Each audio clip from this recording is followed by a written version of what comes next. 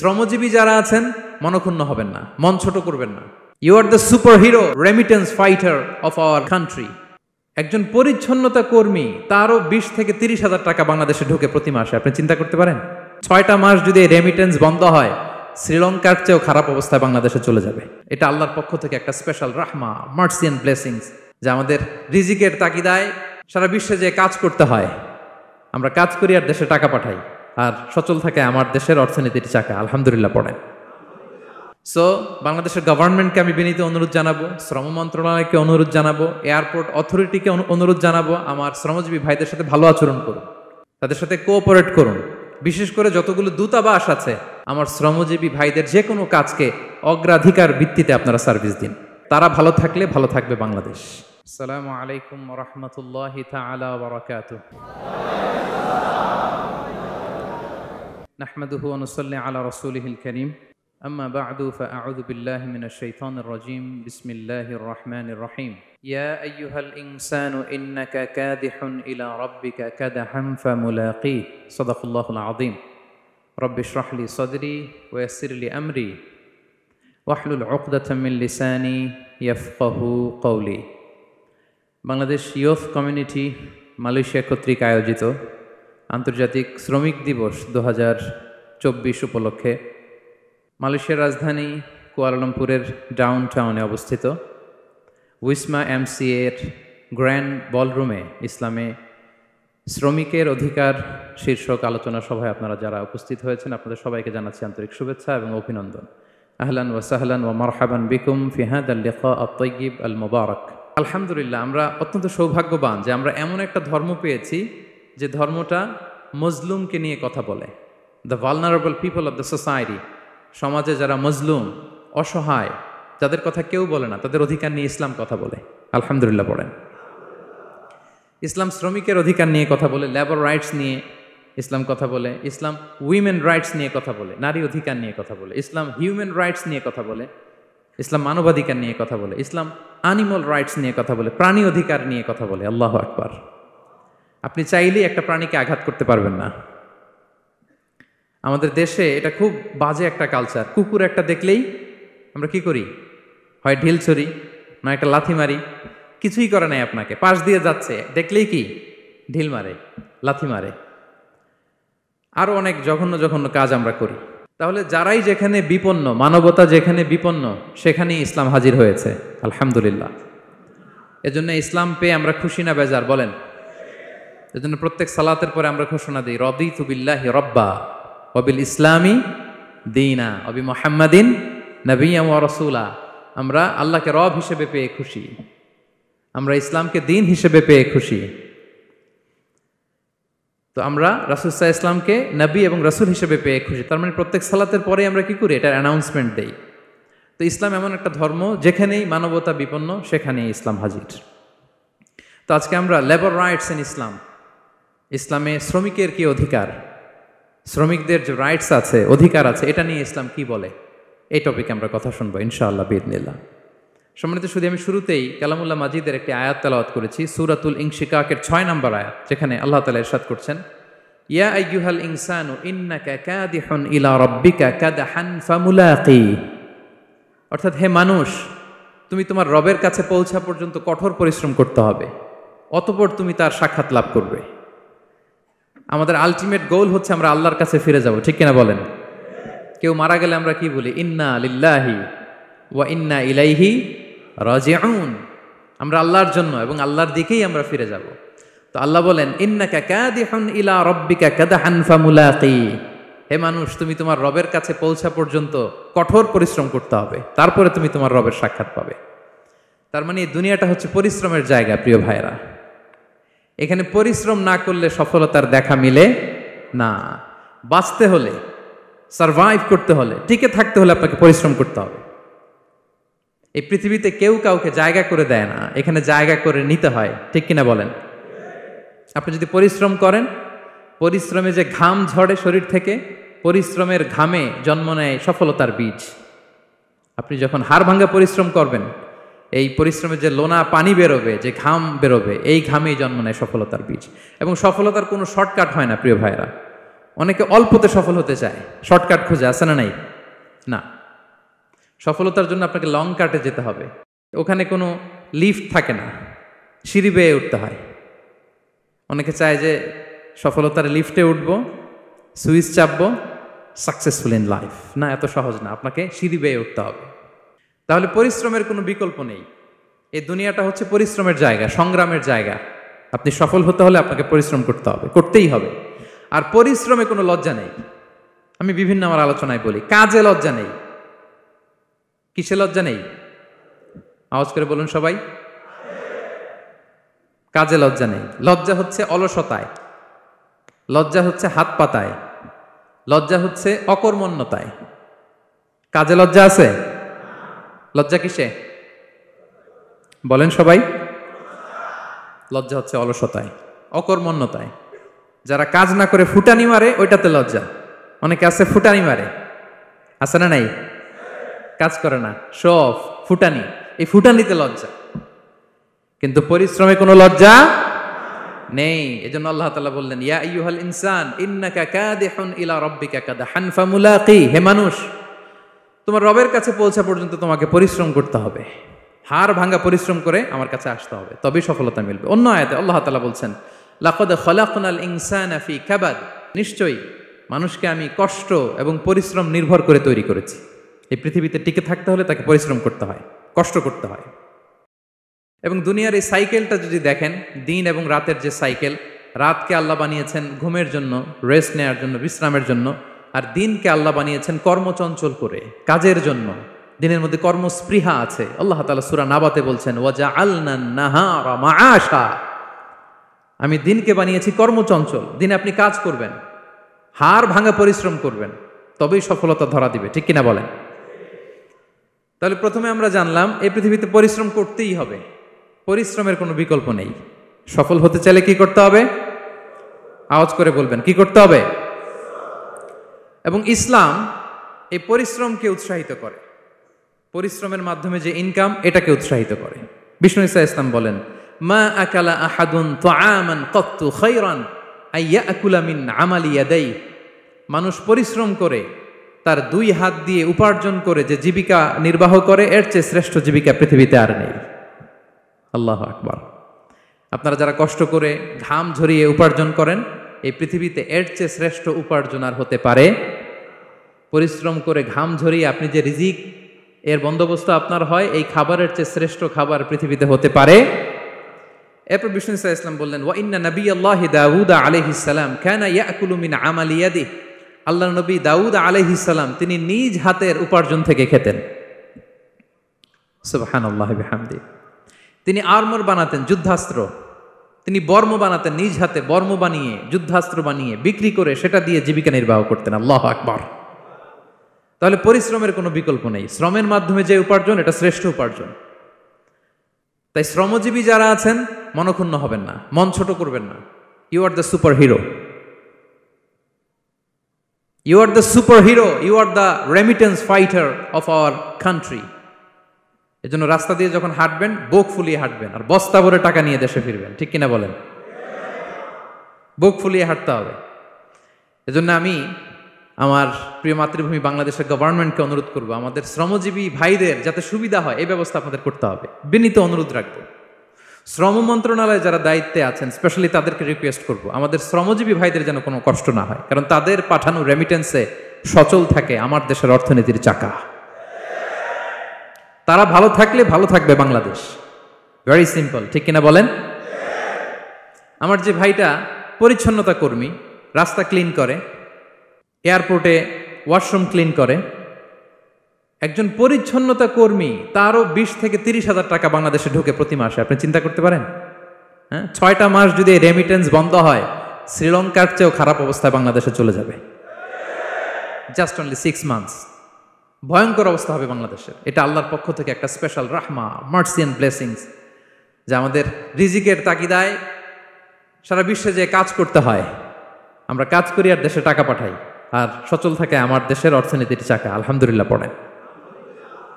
So বাংলাদেশের গভর্নমেন্টকে আমি বিনীত অনুরোধ জানাবো, শ্রম মন্ত্রণালয়কে অনুরোধ জানাবো, এয়ারপোর্ট অথরিটিকে অনুরোধ জানাবো, আমার শ্রমজীবী ভাইদের সাথে ভালো আচরণ করুন। তাদের সাথে কোঅপারেট করুন। বিশেষ করে যতগুলো দূতাবাস আছে সারা বিশ্বে, বাংলাদেশের যে মিশনগুলো, দূতাবাসগুলো, আমার শ্রমজীবী ভাইদের যে কোনো কাজকে অগ্রাধিকার ভিত্তিতে আপনারা সার্ভিস দিন। এটা দিতেই হবে, ঠিক কিনা বলেন? তারা ভালো থাকলে ভালো থাকবে বাংলাদেশ। তো এই জন্য শ্রমের কোনো বিকল্প নাই। নিজ হাতে উপার্জিত অর্থ, নিজ হাতে উপার্জিত কামাই, এটা শ্রেষ্ঠ কামাই। তো আলহামদুলিল্লাহ আজকের অডিয়েন্সের মধ্যে শ্রমজীবী ভাইয়েরা বেশি, আলহামদুলিল্লাহ পড়েন। এটা আমাদের সৌভাগ্য। এই যে বাংলাদেশে এখন চাকরি নাই, চাকরির বাজার মন্দা, মাস্টার্স পাশ করে বেকার টোটো কোম্পানির ম্যানেজার, এরকম আছে না নাই? তার বিপরীতে আল্লাহ তাআলা আপনাদেরকে মালয়েশিয়া নিয়ে আসছে। প্রতি মাসে আপনি টাকা পাঠান, আলহামদুলিল্লাহ। আপনি বাংলাদেশের যে উন্নয়ন, বাংলাদেশের যে ডেভেলপমেন্ট, এই যে স্মার্ট বাংলাদেশ বলে বলে মন্ত্রীরা মুখে ফেনা তুলে ফেলে, এটার গর্বিত অংশীদার আপনি, ঠিক কিনা বলেন? আপনি গর্বিত অংশীদার। You are the contributor, you are the real contributor. আপনার অবদানে বাংলাদেশ আজকে সচল, আলহামদুলিল্লাহ। সো মন ছোট করার কোনো সুযোগ নেই। নিজ হাতে উপার্জিত কামাই, এটা পৃথিবীর শ্রেষ্ঠ কামাই, আলহামদুলিল্লাহ। পরিশ্রমের মাধ্যমে যে উপার্জন, এটাকে ইসলাম আমাদেরকে উৎসাহিত করে। শুধু নামাজ, রোজা, জিকির এগুলো নিয়ে ইসলাম আমাদেরকে পড়ে থাকতে বলেনি। কোরআনিক অর্ডার হচ্ছে আপনার নামাজ শেষ, আপনি বেরিয়ে পড়বেন, কাজে বেরিয়ে যাবেন। ফাইদা কুদিয়াতিস সালাতু ফান্তাশিরু ফিল আরদি ওয়াবতাগু মিন ফাদলিল্লাহ। বিধানটা কার বলুন? আওয়াজ করে বলুন, বিধানটা কার? এটা কোরআনিক ভার্ডিক্ট, কোরআনের বিধান। নামাজ শেষ, গোল হয়ে বসে জিকির করতে বলা নাই আল্লাহ। আল্লাহ বলেছে ফান্তাশিরু ফিল আরদ ওয়াবতাগু মিন ফাদলিল্লাহ, জমিনে ছড়িয়ে পড়ো, আল্লাহর রিজিক তালাশ করো। নামাজ শেষ, বেরিয়ে যাবেন। কৃষক চলে যাবে মাঠে, শ্রমজীবী চলে যাবে ফ্যাক্টরিতে, শিক্ষকরা চলে যাবে তাদের শিক্ষা প্রতিষ্ঠানে, কর্পোরেট ওয়ার্ল্ডের লোকেরা চলে যাবে তাদের প্রতিষ্ঠানে। ডেভেলপমেন্ট করতে হবে, সিভিলাইজেশন করতে হবে। নামাজের পরে গোল হয়ে বসে থাকা চলবে না। কি ব্যালেন্স দেখেছেন ইসলাম? আজান হয়েছে তো মসজিদে আসো, নামাজ শেষ বেরিয়ে পড়ো, আলহামদুলিল্লাহ। কি ভারসাম্যপূর্ণ ইসলাম। ফাইদা কুদিয়াতিস সালাতু ফান্তাশিরু ফিল আরদ, যখন সালাত শেষ জমিনে ছড়িয়ে পড়ো, আল্লাহ রিজিক অন্বেষণ করো। তাহলে শুধু নামাজ রোজার মধ্যে ইসলাম নয়, আপনাকে কর্মঠ হইতে হবে, পরিশ্রম করতে হবে, হাড় ভাঙা পরিশ্রম। বিশ্বনবী সাল্লাল্লাহু আলাইহি ওয়াসাল্লাম অত্যন্ত পরিশ্রমী ছিলেন। He started his first career as a shepherd, সুবহানাল্লাহ। ওনার প্রথম ক্যারিয়ার উনি রাখাল হিসেবে শুরু করেছেন। রাখালরা যে কাজ করে, অর্থাৎ মরুভূমিতে ভেড়া, মহিষ, ভেড়া, ছাগল, তারপর বকরি, দুম্বা, এই চরানোর কাজগুলো দিয়ে বিষ্ণু সাল্লাল্লাহু আলাইহি ওয়াসাল্লাম তার ক্যারিয়ার শুরু করেছেন অ্যাজ এ শেফার্ড। বিষ্ণু সাল্লাল্লাহু আলাইহি ওয়াসাল্লাম বলেন, সহিহ বুখারীর বর্ণনা, মা বাআসাল্লাহু নাবিয়্যান ইল্লা রাআল গানাম। আল্লাহ তাআলা এই পৃথিবীতে এমন কোন নবী পাঠায় নাই যে নবীরা ছাগল চড়ায় নাই। সুবহানাল্লাহ পড়বেন না? সাহাবারা বললেন, ওয়া আনতা ইয়া রাসূলুল্লাহ, হে আল্লাহর নবী, আপনিও ছাগল চড়িয়েছেন? বিষ্ণু সাল্লাল্লাহু আলাইহি ওয়াসাল্লাম বললেন, নাআম, আমিও ছাগল চড়িয়েছি। ওয়া কুনতু আরআহা আলা কারারিত লি আহলি মক্কা, আমি অল্প কিছু মজুরির বিনিময়ে, অল্প কিছু টাকার বিনিময়ে, সামান্য কিছু পারিশ্রমিকের বিনিময়ে মক্কার লোকদের ছাগল চড়িয়ে দিতাম। সুবহানাল্লাহ পড়েন। ছাগল হচ্ছে খুব টেরা প্রাণী, ডানে টানলে বায়ে যায়, বায়ে টানলে ডানে যায়। তাদেরকে একসাথে করা অ্যাজ এ শেফার্ড, এটা মরুভূমিতে খুব কষ্টের কাজ। আল্লাহ তাআলা প্রত্যেক নবীকে দিয়ে ছাগল চড়িয়েছেন যাতে করে কিছুদিন পরে নবীরা মানুষ চড়াতে পারে। সুবহানাল্লাহ। আল্লাহ বুঝাতে চাইলেন, এখন ছাগল চড়াও, এদের উপর যদি কন্ট্রোল নিতে পারো তাহলে মানব জাতির উপর কন্ট্রোল নিতে পারবো। আল্লাহু আকবার। এজন্য প্রত্যেকটা নবীকে দিয়ে, সহিহ বুখারীর বর্ণনা, মা বাআসাল্লাহু নাবিয়্যান ইল্লা রাআল গানাম, আল্লাহ পৃথিবীতে এমন কোন নবী পাঠায় নাই যেই নবীকে দিয়ে আল্লাহ ছাগল চড়ায় নাই।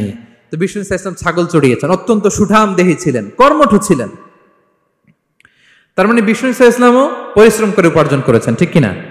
ছাগল চড়াতেন, তার বিনিময়ে সামান্য কিছু পারিশ্রমিক নিতেন, মজুর নিতেন, এতে লজ্জা নাই। এজন্য এই কথা দিয়ে শুরু করেছি যে কাজে লজ্জা নেই। এই তো বিষ্ণু সাল্লাল্লাহু আলাইহি ওয়াসাল্লামের ক্যারিয়ার গেল। আমরা যদি সাহাবাদের জীবনী দেখি, ওনারাও পরিশ্রমী ছিলেন। কেউ খেজুর বাগানে কাজ করতেন, কেউ কৃষি কাজ করতেন, কেউ বাজারে ব্যবসা করতেন, কেউ বসে থাকেন নাই। হাড় ভাঙা পরিশ্রম করেছেন প্রত্যেকটা সাহাবা। তারা আমাদের মডেল, তারা আমাদের সুপার হিরো, তারা আমাদের আইকন, ঠিক কিনা? নবীরা আমাদের মডেল, সাহাবারা আমাদের মডেল। বিষ্ণু সাল্লাল্লাহু আলাইহি ওয়াসাল্লাম কর্মঠ ছিলেন, ওনার সাহাবারা অত্যন্ত কর্মঠ ছিল, কেউ বসে থাকতেন না, পরিশ্রম করতেন, হাড় ভাঙ্গা পরিশ্রম করতেন, উপার্জন করতেন। তারা আমাদের জন্য প্রেরণার বাতিঘর। অনেক সাহাবাদের বায়োগ্রাফি থেকে আপনাদেরকে ঘটনা শেয়ার করা যাবে। আমি একজন সাহাবার জীবনী শোনাবো আপনাদেরকে। আব্দুর রহমান ইবনে আউফ রাদিয়াল্লাহু তাআলা আনহু। 10 জন জান্নাতের, দুনিয়াতে বসে যে 10 জন সাহাবা জান্নাতের সুসংবাদ পেয়েছেন তাদের মধ্যে একজন, আলহামদুলিল্লাহ বলেন। আব্দুর রহমান ইবনে আউফ রাদিয়াল্লাহু তাআলা আনহু প্রথম 8 জন মক্কায় যারা কালিমা পড়ে মুসলমান হয়েছে তাদের একজন। তার স্ট্যাটাসটাকে জেনে নেন। তো তিনি যখন মক্কা থেকে হিজরত করে মদিনায় গেলেন, মনে রাখবেন মক্কা থেকে যে সাহাবারা বাড়ি ঘর ছেড়ে হিজরত করেছে তাদেরকে বলে মহাজির, মানে হিজরতকারী সাহাবা। আর মদিনাতে যে সমস্ত সাহাবারা তাদেরকে রিসিভ করেছেন তাদেরকে বলে আল আনসার, মানে সাহায্যকারী সাহাবা। তো যারাই হিজরত করে মক্কা থেকে মদিনায় যেত, বিষ্ণু ইসলাম মদিনার কোন সাহাবীর সাথে তার ভাই পাতিয়ে দিতেন, আল মুআখাত, ব্রাদারহুড করে দিতেন, দায়িত্ব দিতেন যে তুমি এই সাহাবীকে দেখবে। তো আব্দুর রহমান ইবনে আউফ রাদিয়াল্লাহু তাআলা আনহু যখন হিজরত করে গেলেন, তার দেখভাল করার জন্য যে সাহাবীর দায়িত্ব পড়ল তার নাম হচ্ছে সাআদ ইবনে রাবিয়া, আনসারী সাহাবী রাদিয়াল্লাহু তাআলা আনহু। বিষ্ণু বললেন, সাআদ, আব্দুর রহমান ইবনে আউফ তোমার ভাই, ভাই বানিয়ে দিলেন। কি বানিয়ে দিলেন? তুমি তাকে টেক কেয়ার করবে, সে হবে তোমার মেহমান। সুবহানাল্লাহ। সাআদ ইবনে রাবি রাদিয়াল্লাহু তাআলা আনহু তিনি আব্দুর রহমান ইবনে আউফকে ডেকে নিয়ে গেলেন, ঘরে নিয়ে গেলেন মেহমানকে, এবং বললেন, ইয়া সাআদ ইন্নী আকসারুল আনসারি মালান। হে সাআদ, তুমি চিন্তা করো না, তুমি মনে করো না যে তোমার ভরণ পোষণ দিতে আমার কষ্ট হবে। আমি মদিনার সবচাইতে বড় বিজনেস ম্যাগনেট, সবচাইতে বড় বিজনেস ম্যাগনেট আমি। No tension, don't worry about it. Tension নিও না, আসো, তোমার জন্য আমার কি প্রপোজাল শোনো। ফাআকসিমু লাকা নিসফা মালি, আমার যত সম্পদ আছে আমি অর্ধেক তোমার দিয়ে দিব। সুবহানাল্লাহ, এত আসতে। আপনার বাড়িতে কেউ মেহমান হলে করতে পারবেন এরকম? আল্লাহ, কেমন প্রেরণার বাতিঘর তারা। ফাআকসিমু নিসফা মালি, হে আব্দুর রহমান ইবনে আউফ, আমার অর্ধেক সম্পদ তোমারে দিয়ে দিব। এখানেই শেষ না, এরপর বলতে লাগলেন, আমার অনেকগুলো স্ত্রী আছে, তুমি কোথায় যে মেয়ে খুঁজবা, প্রস্তাব দিবা, এত ঝামেলার দরকার নাই। আমার কোন স্ত্রীকে তোমার ভালো লাগে বলো, তার যদি তোমাকে ভালো লাগে তাহলে প্রয়োজনে তাকে আমি ডিভোর্স দিয়ে দিব, তাকে নিয়ে তুমি সুখের সংসার করবা। আল্লাহু আকবার, আল্লাহু আকবার। অর্ধেক সম্পদ দিয়ে দিব, আমার একাধিক স্ত্রী আছে, কাউকে যদি তোমার পছন্দ হয় এবং সেও যদি তোমাকে পছন্দ করে, প্রয়োজনে তাকে ডিভোর্স দিব। New life, new career, just go on. আমরা এই সুযোগ পেলে কি করতাম? সাথে সাথে অর্ধেক সম্পদ নিয়ে নিতাম, ঠিক কিনা? আব্দুর রহমান ইবনে আউফ প্রেরণার বাতিঘর। উনি কি করলেন? উনি বললেন, লা হাজাতা লি ফি যালিক। আমার ভাই, তুমি যে বলছো, এ সাআদ ইবনে রাবি, তুমি যে এত চমৎকার প্রপোজাল দিয়েছো, এতেই আমি খুশি। তোমার কোনো কিছুর আমার দরকার নাই। বারাকাল্লাহু লাকা ফি আহলিকা ওয়া মালিক, আল্লাহ তোমার সম্পদেও বরকত দেখ, আল্লাহ তোমার পরিবারেও বরকত দেখ। তবে একটা কষ্ট করতে হবে, সেটা কি? আব্দুর রহমান ইবনে আউফ বললেন, দুল্লানি ইলা সুক, just show me the way to market. মদিনার বাজারটা কোথায় এটা একটু দেখায় দাও। আমি নতুন মানুষ, পথঘাট চিনি না। দুল্লানি ইলা সুক, just show me the way to market of Medina. মদিনার বাজারটা কোন রাস্তা একটু দেখায় দাও। আল্লাহু আকবার। সাদ ইবনে রাবি বললেন, এই তো মদিনার বাজার। উনি যে কিছু ঘি কিনলেন, পনির কিনলেন, কিনে বিক্রি করলেন, প্রফিট করলেন। ওই প্রফিট দিয়ে আরো বেশি করে কিনলেন, আবার বিক্রি করলেন, প্রফিট, আবার বিক্রি করলেন, প্রফিট। এই কেনা বেচা করতে করতে 1-2 মাসের মধ্যে উনি মদিনার one of the biggest business magnate হয়ে গেলেন। আল্লাহু আকবার। কি হাড় ভাঙ্গা পরিশ্রমই না তারা করেছেন। একেবারে রেডি ক্যারিয়ার ছিল, গেলাম সবচেয়ে বড় বিজনেসম্যানের অর্ধেক সম্পত্তি পেয়ে গেলাম। He didn't accept the ready career, rather he made his own path with his own endeavor. নিজের চেষ্টায়, নিজের পরিশ্রমে, নিজের ঘাম ঝরিয়ে নিজের ক্যারিয়ার তৈরি করেছেন। চিল্লায় বলেন ঠিক কিনা? This is the biography of Abdur Rahman ইবনে আউফ রাদিয়াল্লাহু তাআলা আনহু। সাহাবারা কতটা পরিশ্রম করেছেন, তার মানে বিশ্বনবী পরিশ্রমী ছিলেন, সাহাবারা পরিশ্রমী ছিলেন। এবং বিষ্ণু ইসলাম পরিশ্রম করতে বলতেন সবাইকে, হাত পাততে নিষেধ করতেন, কারণ দারিদ্রতা বড্ড ভয়ঙ্কর। দারিদ্রতা যার আসে সে বুঝে। বাংলা একটা কথা আছে, অভাব যখন দরজায় এসে দাঁড়ায়, ভালোবাসা তখন সবার মুখস্থ, দেখছেন? অভাব যখন দরজায় এসে দাঁড়ায়, ভালোবাসা তখন জানলা দিয়ে পালায়। দারিদ্রতা ঈমান কেড়ে নেয়। আপনি পার্বত্য চট্টগ্রামের অবস্থা জানেন? আমাদের বাংলাদেশের পাহাড়ি এলাকার অবস্থা জানেন? ওখানে আমাদের গরিব মুসলিম ভাইদেরকে সামান্য কিছু টাকা পয়সা দিয়ে ওদেরকে খ্রিস্টান বানিয়ে ফেলতেছে মিশনারিগুলো। এই খবর তো আমরা রাখি না। দারিদ্রতা বড্ড ভয়ঙ্কর। এজন্য বিষ্ণু ইসা ইসলাম দারিদ্রতা থেকে আল্লাহর কাছে পানাহা চাইতেন। তিনি বলতেন, আল্লাহুম্মা ইন্নী আউযু বিকা মিনাল ফাকরি ওয়াল কিল্লাতি ওয়াদ-দিল্লাহ। ও আল্লাহ, I seek refuge with you from poverty, from insufficiency and humiliation.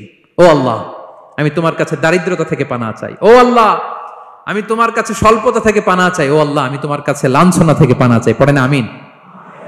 এই দোয়াটা বেশি বেশি পড়বেন। আল্লাহুম্মা ইন্নী আউযু বিকা মিনাল ফাকরি ওয়াল কিল্লাতি ওয়াদ-দিল্লাহ। হে আল্লাহ, আমি দারিদ্রতা থেকে পানাহা চাই। আল্লাহ, স্বল্পতা থেকে পানাহা চাই। আল্লাহ, লাঞ্ছনা থেকে পানাহা চাই। সবাই পড়ুন আমিন। বিষ্ণু ইসা ইসলাম যে দোয়াগুলো শিখিয়েছেন এগুলো হচ্ছে very precise in wording but comprehensive in meaning.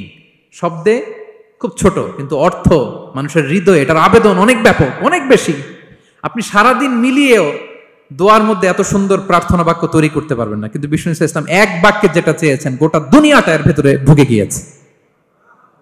আল্লাহুম্মা ইন্নী আউযু বিকা মিনাল ফাকরি ওয়াল কিল্লাতি ওয়াদ-দিল্লাহ। আল্লাহ, দারিদ্রতা থেকে পানাহা চাই। বিষ্ণু ইসা ইসলাম নিজে স্বয়ং দারিদ্রতা থেকে পানাহা চাইতেন। তাহলে দারিদ্রতার সাথে আমাদের কোনো সম্পর্ক? আমরা পরিশ্রম করব, আমরা কাজ করে খাবো, কাজে কোনো লজ্জা নেই। লজ্জা অলসতায়, চিল্লায় বলেন ঠিক কিনা? এবং বিষ্ণু ইসা ইসলামের কাছে কেউ যদি হাত পাতত, যদি দেখতেন তার কাজ করার যোগ্যতা আছে, বিষ্ণু ইসা ইসলাম ভিক্ষা দিতেন না, কাজে উৎসাহিত করতেন, ভিক্ষাবৃত্তিকে অনুৎসাহিত করতেন। এক যুবক এসে হাত পাতলো, বিষ্ণু ইসা ইসলাম, আমার কিছু দেন। নই বললেন, তুমি তো শক্ত সামর্থ্য মানুষ, বাসায় কি আছে বলো? সে বলে, আমার বাড়িতে একটা পানি খাওয়ার জগ আছে আর একটা চাদর আছে। বিষ্ণু ইসা ইসলাম বললেন, নিয়ে আস। সে নিয়ে আস। এবার বিষ্ণু ইসা ইসলাম চাদর আর জগ দুইটা নিয়ে সাহাবাদেরকে বললেন, মাইয়াশতারি হাযাইন, কে কিনবে? অকশন চিনেন? অকশন, অকশনে কি করে? নিলামে দাম তোলে না? তো রাসূল সাল্লাল্লাহু আলাইহি ওয়াসাল্লাম তার চাদর আর জগটা নিলামে তুললেন। এই কে কিনবে? মাইয়াশতারি হাযাইন, মাইয়াশতারি হাযাইন। একজন বলল, ফাকালা রাজুল আনা আখিযুহুমা বিদিরহাম, ইয়া রাসূলুল্লাহ, আমি 1 দিরহামে কিনবো। কয় দিরহাম? বিষ্ণু বললেন, 1 দিরহাম, 1 দিরহাম, 1 দিরহাম। মানে এর চেয়ে কেউ বাড়াবে কিনা? মাইয়াজিদু আলা যালিক, এর চেয়ে বাড়ায় দিবা কে? আরেক সাহাবী বলল, ইয়া রাসূলুল্লাহ, আমি 2 দিরহামে কিনবো। 2 দিরহাম, 2 দিরহাম, 2 দিরহাম, আর বাড়ে না। বিষ্ণু সাল্লাল্লাহু আলাইহি ওয়াসাল্লাম তার কাছে 2 দিরহাম দিয়ে বিক্রি করে দিলেন। 2 দিরহাম নিয়ে যুবককে বললেন, নাও, এই 1 দিরহাম দিয়ে কিছু খাবার কিনে তোমার ফ্যামিলিকে দিয়ে আস। আরেক দিরহাম দিয়ে একটা কুঠার কিনে নিয়ে আস। তো যুবক কুঠার কিনে আনলো। ফাওয়াদাআ লাহু আর-রাসূল সাল্লাল্লাহু আলাইহি ওয়াসাল্লাম ইয়াদান, রাসূল সাল্লাল্লাহু আলাইহি ওয়াসাল্লাম নিজ হাতে ওই কুঠারের একটা হাতল লাগাই দিলেন কাঠের। কারণ শুধু কুঠার দিয়ে তো হবে না, একটা হাতল থাকতে হবে না? বিষ্ণু সাল্লাল্লাহু আলাইহি ওয়াসাল্লাম ওনার মোবারক হাতে, বরকতময় হাতে ওই কুঠারে একটা হাতল লাগাই দিলেন। এবার বললেন, যাও, 1 দিরহাম দিয়ে কুঠার, আরেক দিরহাম দিয়ে খাবার কিনে আনো।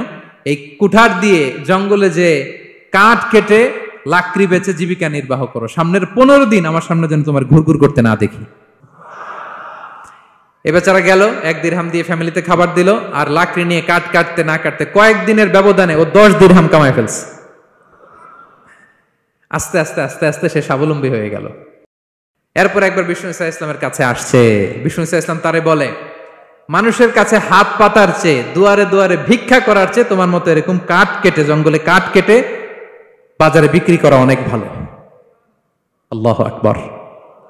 এই হচ্ছে বিষ্ণু ইসা ইসলামের ক্যারেক্টারিস্টিক্স। তিনি ভিক্ষাবৃত্তিকে অনুৎসাহিত করতেন। এই যে গল্পটা, what is the moral of the story? কি শিখলাম? 1 নম্বর যেটা শিখলাম, তিনি কাজ করে খেতে উৎসাহিত করেছেন। চাইলেই বিষ্ণু ইসা ইসলাম ওই 2টা জিনিস বিক্রি করে 2 দিরহাম দিয়ে বলতে পারতেন, যাও 2 দিরহাম দিয়ে খাবার কিনো। ওই বেলা খেয়ে রাতের বেলা আরেক দুয়ারে যায় ভিক্ষা করতো, ঠিক কিনা বলেন? কথা বুঝতেছেন? 2 দিরহাম দিয়ে যদি খাবার কিনতো, তো দুপুরে খেয়ে রাতে কি করতো? আবার হাত পাততো। সেটা করে নাই। কাজ করে খেতে উৎসাহিত করেছেন এবং স্থায়ী সমাধান করে দিয়েছেন। কারণ কাজ কাজই, কাজে কোনো ছোট বড় নাই। আছে? কাজে কোনো ছোট বড় আছে না। তাহলে ইসলাম আমাদেরকে পরিশ্রমী হতে শেখায়, কর্মমুখী হতে শেখায়। ইসলাম কতটা কর্মমুখী ধর্ম দেখেন। বিষ্ণু ইসলাম বলেন, ইন কামাতিস সাআ ওয়া ফি ইয়াদি আহাদিকুম ফাসিলা, কেউ যদি দেখে কিয়ামত হয়ে যাচ্ছে, কি হয়ে যাচ্ছে?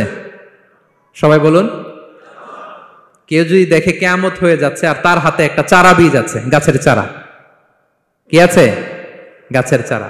সে গাছের চারা রোপণ করতে গেছিল, ওদিকে যায় দেখে কিয়ামত শুরু হয়ে গেছে। বিষ্ণুনবী বলেন ফাইন ইসতাতাআ আন লা তাকুমা হাত্তা ইয়াগরিসাহা ফালইয়াগরিসহা, সে যদি পারে কিয়ামত হওয়ার আগেই ওটা রোপণ করে দিতে, সেজন্য তাড়াতাড়ি করে রোপণ করে দেয়। আল্লাহু আকবার।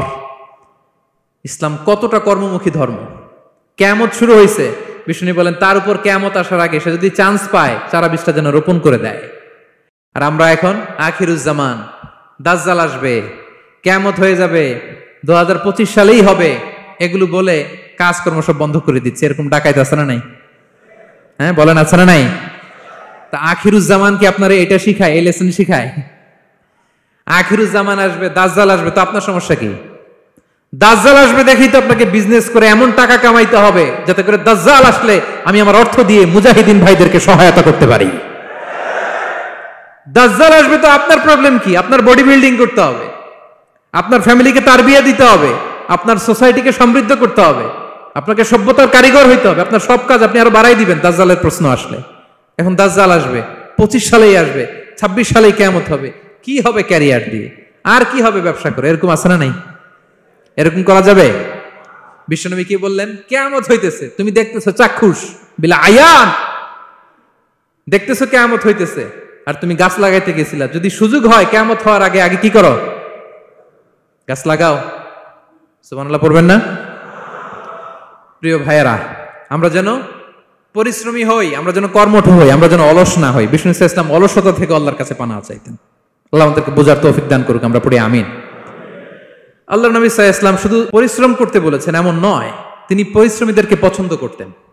এক সাহাবীর সাথে তিনি মুসাফা করলেন, দেখলেন হাতটা বড্ড খসখসে, তিনি শ্রমজীবী সাহাবী।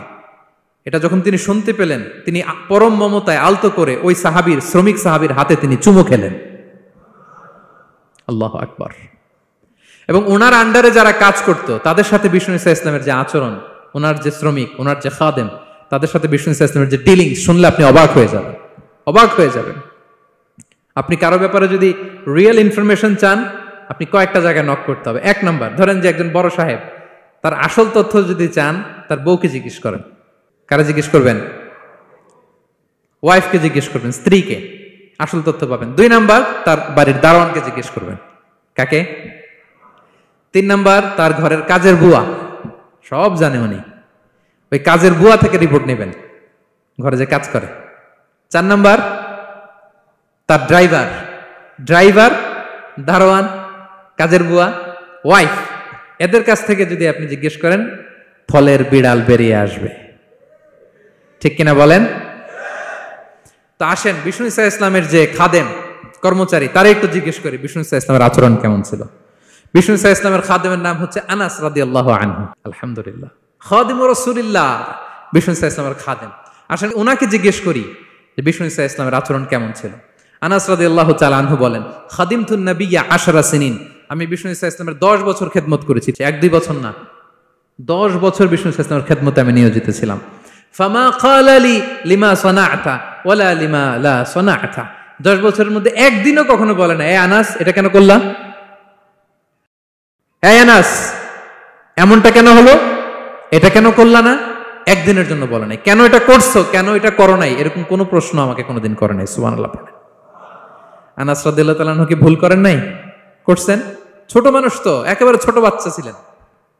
ওনার আম্মা যখন আনাস রাদিয়াল্লাহু তাআলাকে নিয়ে আসছে, বিষ্ণু ইসলাম মক্কা থেকে হিজরত করে মদিনায় আসলেন, সবাই বিশ্বনবীকে ঘিরে ধরলো, সবাই বিশ্বনবীকে সালাম দেয়, মুসাফা করে, হাদিয়া দেয়।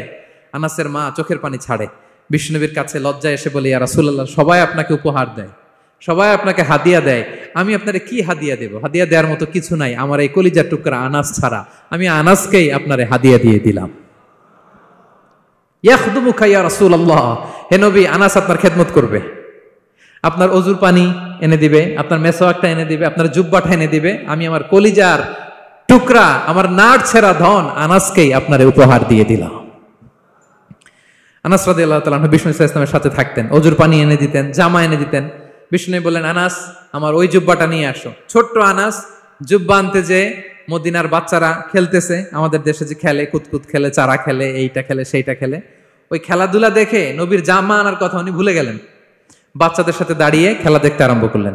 এখন সময় গড়িয়ে অনেক হয়ে গেল, আনাসও আসে না, জুব্বাও আসে না। ঘটনা কি? বিষ্ণু ইসলাম বললেন, যাই নিজের জামা নিজে নিয়ে আসি।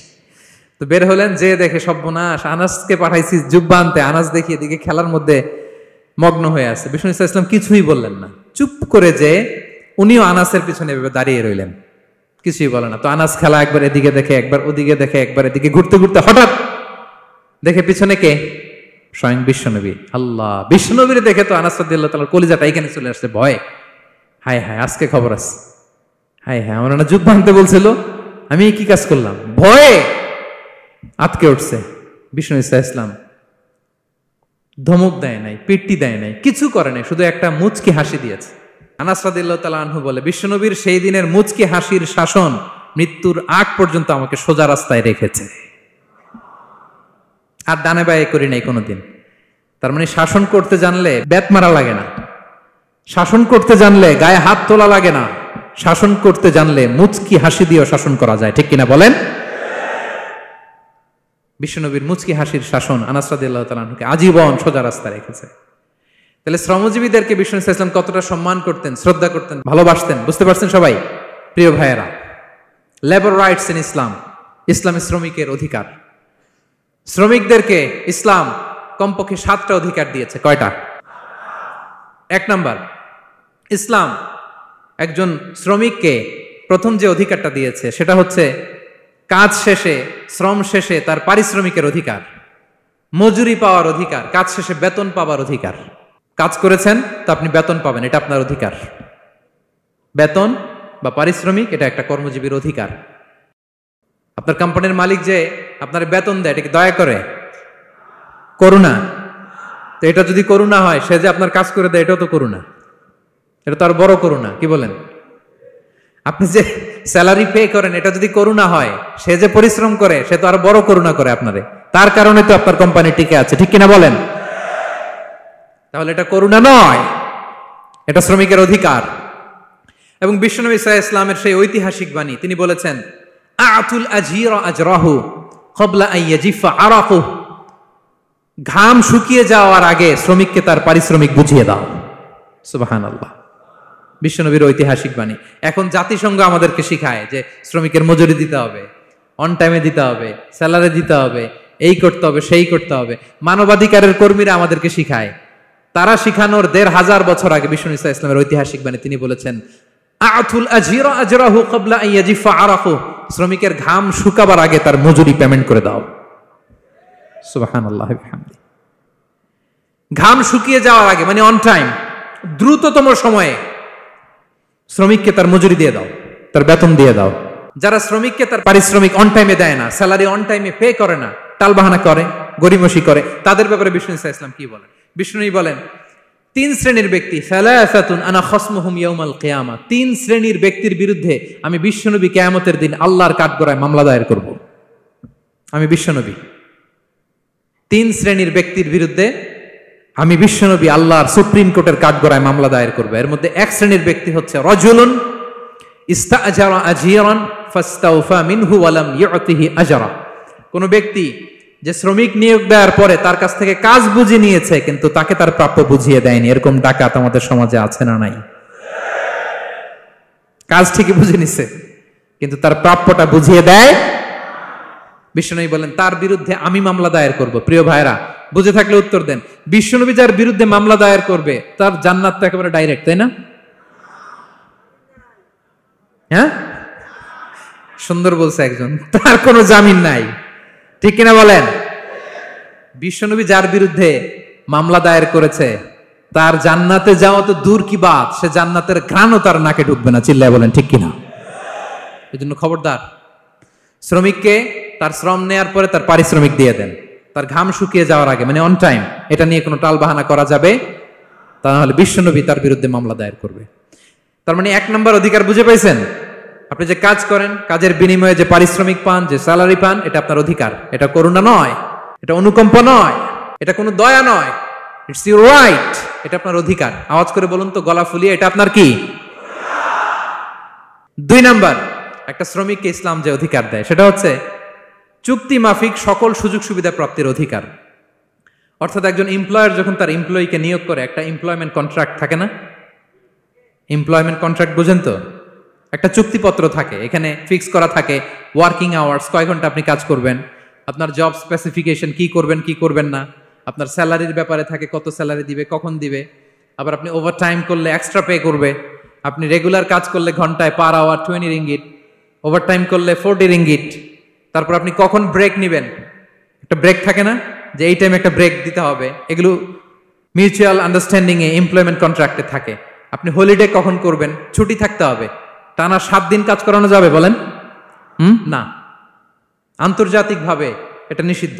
টানা 7 দিন কোনো কাজ নাই, একদিন তার হলিডে থাকতে হবে, তার অ্যানুয়াল লিভ থাকতে হবে। Right to rest and leisure, বিশ্রামের একটা সময় লাগবে। এই যে 1 মে আন্তর্জাতিক শ্রমিক দিবস, এটা শুরু হয়েছে কিভাবে? ইউনাইটেড স্টেটস অফ আমেরিকার শিকাগোতে 1986 সালে এই কাজের বিরুদ্ধেই তারা আন্দোলন করেছিল। টানা 7 দিন তাদেরকে দিয়ে গাদার মতো খাটুনি খাটাতো, দাসের মতো তাদের সাথে আচরণ করা হতো। তারা আন্দোলন শুরু করেছিল, 8 জনকে গুলি করে নিহত করা হয়েছিল। সেখান থেকে এই মে দিবস। কিন্তু বিষ্ণু ঈসা ইসলাম 1500 বছর আগে এই শ্রমিকদের অধিকারের ব্যাপারে সোচ্চার ছিলেন। আলহামদুলিল্লাহ বলেন। তাহলে right to rest and leisure, UDHR, universal declaration for human rights, এগুলো সব নির্ধারিত আছে। তার মানে একজন শ্রমিকের 2 নম্বর অধিকার হচ্ছে চুক্তি অনুযায়ী সকল সুযোগ সুবিধা প্রাপ্তির অধিকার। আপনার চুক্তি করছেন, আপনি এটা এটা দিবেন, কিন্তু কাজের পরে আপনি ফ্যাসিলিটি দিচ্ছেন না, এটা করা যাবে বলেন? করা যাবে? আল্লাহর কোরআন কি বলছে শুনুন। আল্লাহর কোরআন বলে, ইয়া আইয়ুহাল্লাযীনা আমানু আউফু বিল উকুদ, O you who believe fulfill your contract, ও বিশ্বাসীরা তোমরা তোমাদের চুক্তি পূর্ণ করো। ও আউফু বিল আহদি ইন্নাল আহদা কানা মাসউলা, তোমরা যে কমিটমেন্ট করেছো, যে কন্ট্রাক্ট করেছো, এই চুক্তি তোমরা পূর্ণ করো। তা না হলে কিয়ামতের কঠিন ময়দানে এই চুক্তির ব্যাপারে, কন্ট্রাক্টের ব্যাপারে, এই এগ্রিমেন্টের ব্যাপারে আপনারা জিজ্ঞেস করবে কে? তাহলে যা চুক্তি করেছেন সুযোগ সুবিধা, তাই আপনাকে দিতে হবে। মালিক ভাইয়েরা মনে থাকবে তো নাকি? এগ্রিমেন্টে যা যা বলেছেন, যা যা লিখে সিগনেচার করেছেন, তাই আপনাকে দিতে হবে। আদেশটা কার? সবাই বলুন। আপনি মন চাইলে হায়ার করবেন, এরপরের দিন ফায়ার করবেন, এরকম করা যাবে?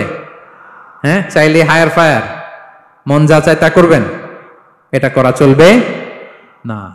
তাহলে 2টা অধিকার গেল। 3 নম্বর, একজন শ্রমিককে ইসলাম যে অধিকার দিয়েছে সেটা হচ্ছে সুন্দর আচরণ পাবার অধিকার। তিনি আপনার ফ্যাক্টরির ওয়ার্কার, আপনার স্টাফ, এজন্য যা মনে চায় তা আচরণ করবেন, দাসের মতো আচরণ করবেন। এটা করা যাবে? আওয়াজ করে বলেন, করা যাবে? বিষ্ণু ঈসা ইসলাম ইন্তেকালের আগে পুরা উম্মাকে 2টা বিষয় ওসিয়ত করেছেন। আওয়াজ করে বলুন তো কয়টা? 1 নম্বর হচ্ছে নামাজ। 1 নম্বর কি? আসসালাত। আসসালাত, রুহু বের হওয়ার আগে, ইন্তেকালের আগে বিষ্ণু বলেন আসসালাত, আসসালাত, নামাজ, নামাজ। উম্মতেরা নামাজের ব্যাপারে সতর্ক হও। 2 নম্বর তিনি বলেছেন ওয়ামা মালাকাত আইমানুকুম, তোমাদের অধীনস্থ যারা আছে তাদের ব্যাপারে সচেষ্ট হও, তাদের প্রতি সদয় হও, তাদের সাথে খারাপ আচরণ করো না। এটা কখন বলছেন? জুমার খুতবার সময়, সাহাবীদের সাথে গল্প করার সময়, বিবিদের সাথে আলোচনার সময়। কখন?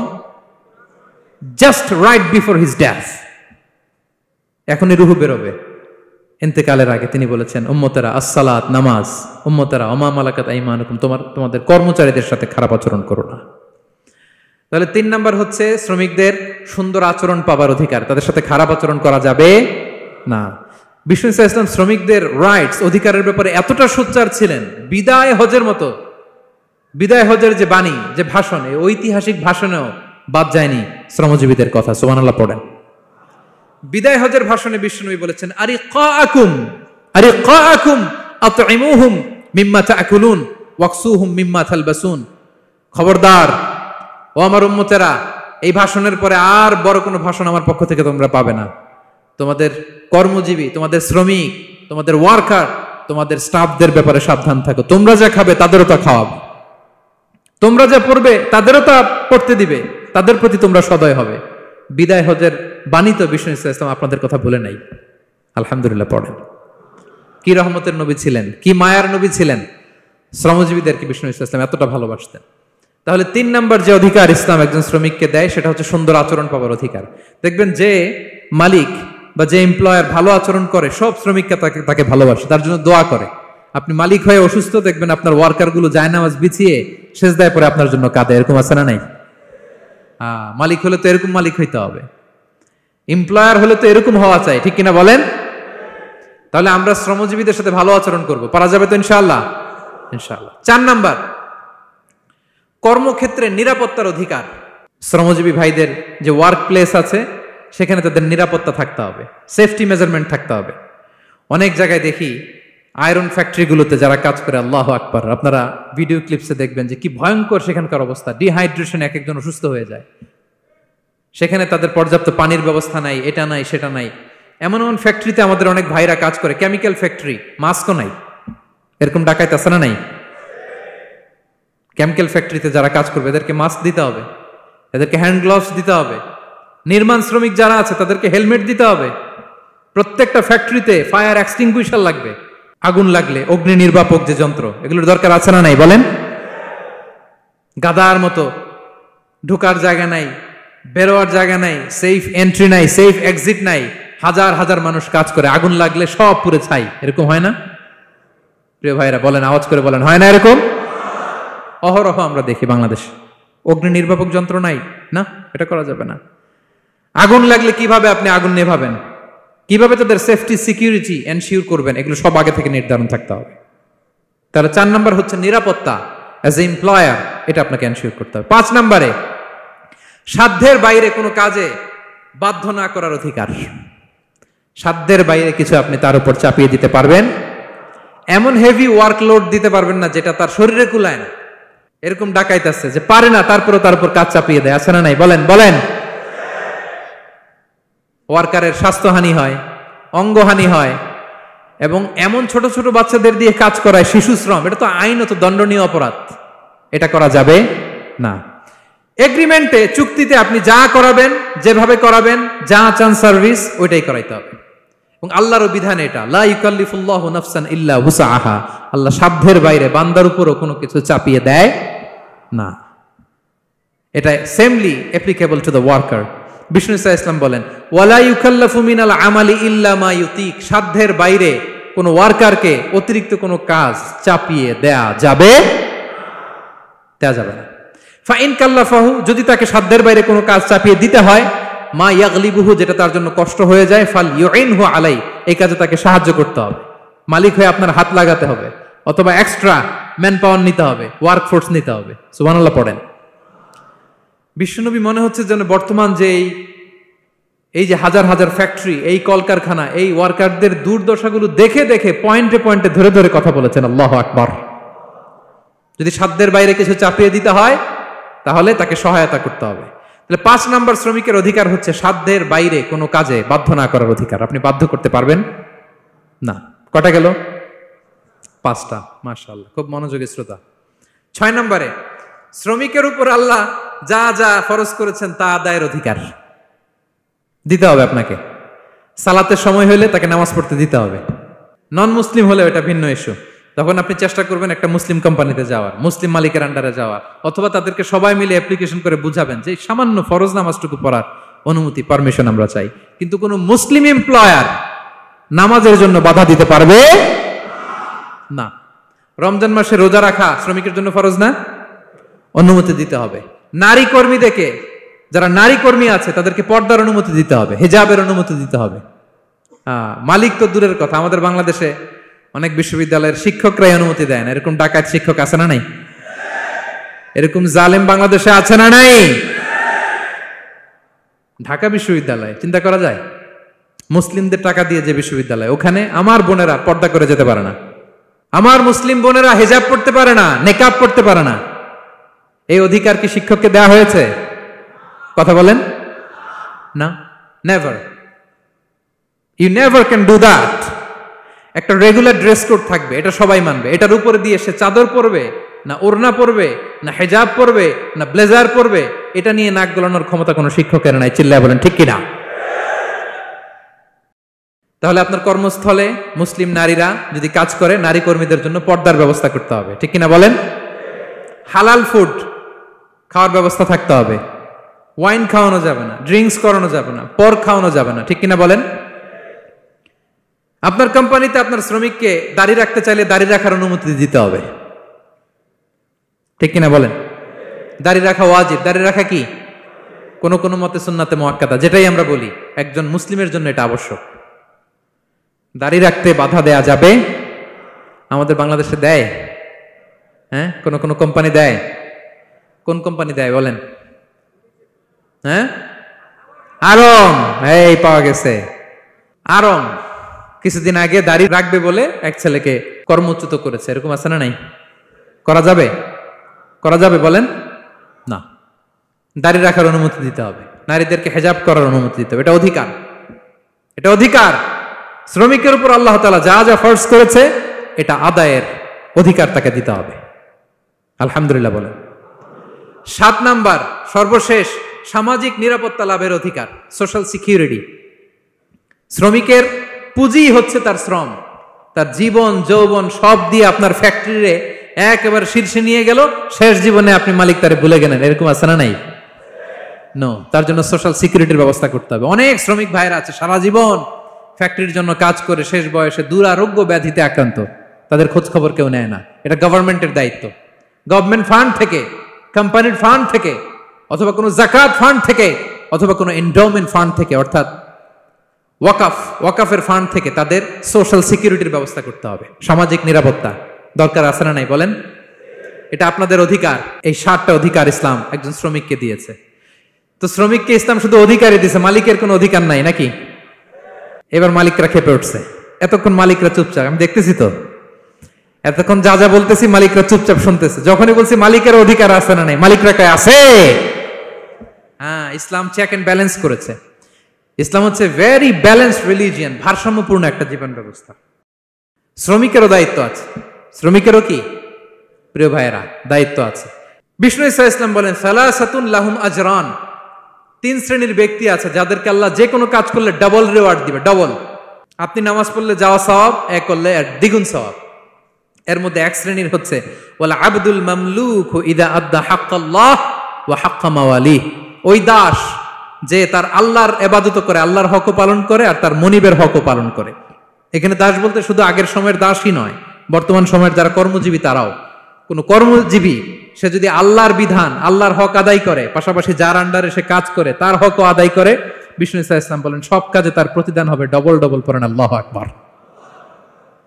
তাহলে শ্রমিকের দায়িত্ব হচ্ছে কোম্পানিকে যে সার্ভিস তার দেওয়া এটা পূর্ণাঙ্গ রূপে দিতে হবে। এটা হচ্ছে শ্রমিকের দায়িত্ব। 1 নম্বরের দায়িত্ব হচ্ছে লয়ালটি, আমানতদারিতা। 1 নম্বর দায়িত্ব কি? আপনি বেতন নেন আপনার বসের কাছ থেকে, কোম্পানির কাছ থেকে, কিন্তু সার্ভিস দেন আরেক কোম্পানির, হবে?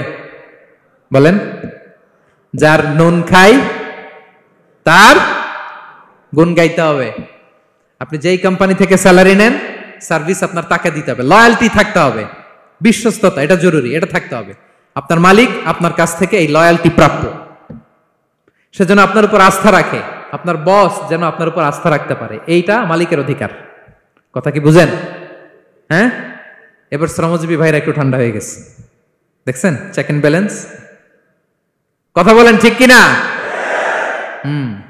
আপনার মালিক আপনার কাছ থেকে এটা প্রাপ্য, এটা তার অধিকার, বিশ্বস্ততা।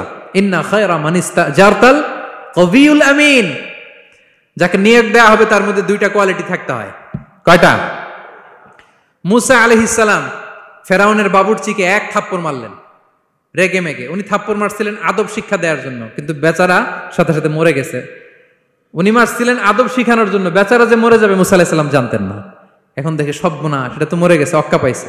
উনি দিলেন দৌড়। মুসা আলাইহিস সালাম দৌড়াতে দৌড়াতে প্রাণ ভয়ে চলে গেলেন আরেক সীমান্তে, মিশর ছেড়ে আরেক এলাকায়। যে দেখে কিছু লোক ধাক্কাধাক্কি করে তাদের উটগুলোকে পানি খাওয়াচ্ছে, আর 2টা মেয়ে পাশে চুপ করে বসে আছে। উনি বুঝতে পারলেন মেয়েগুলো এই ইয়াং ছেলেদের সাথে ধাক্কাধাক্কি করে টিকতে পারবে না।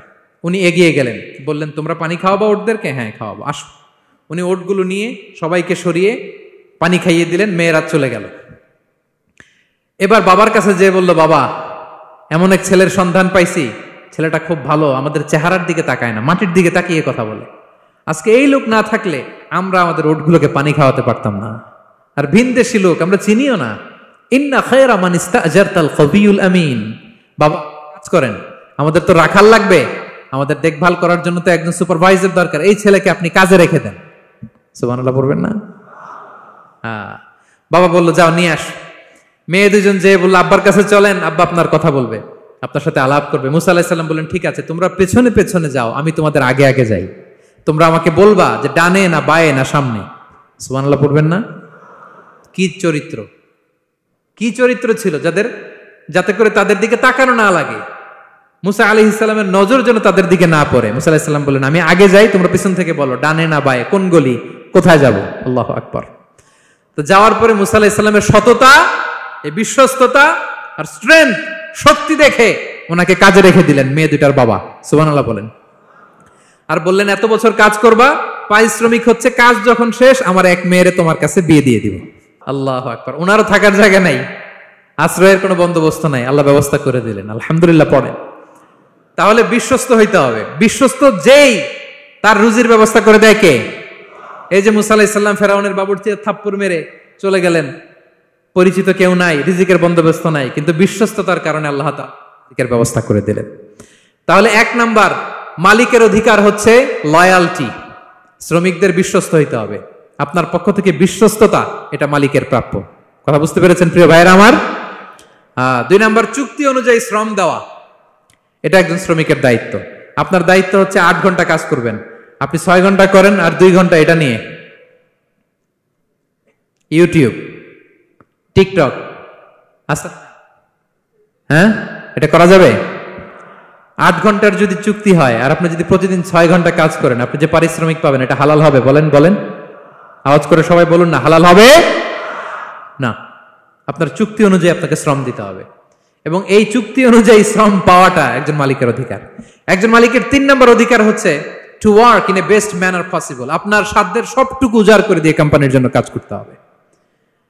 কোনো কাজ করলে সর্বোচ্চ ওয়েতে করতে হবে, সবচেয়ে বেস্ট ম্যানারে করতে হবে। অনেকে আছে ধরি তো ধরি না, করি তো করি না, এরকম আছে না? নাই না, ইসলাম এটা বলে না। বিষ্ণু ইসলাম বলেন ইন্নাল্লাহা ইউহিব্বু ইযা আমিলা আহাদুকুম আমালান আইয়ুতকিনা।